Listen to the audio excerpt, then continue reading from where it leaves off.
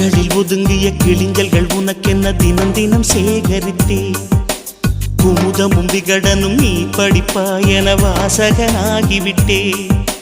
கவிதை நூலோடு கோல புத்தகம் உனக்காய் சேமிக்கிறேன் கனவில் உன்னோடு என்ன பேசலாம் தினமும் யோசிக்கிறேன்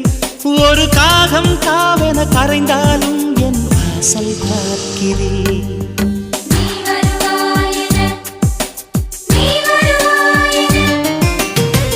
பார்த்து பார்த்து கண்கள் பூத்திருப்பேன் நீ வருவாயென பூத்து பூத்து புன்னகை சேர்த்து வைப்பேன் நீ வருவாய்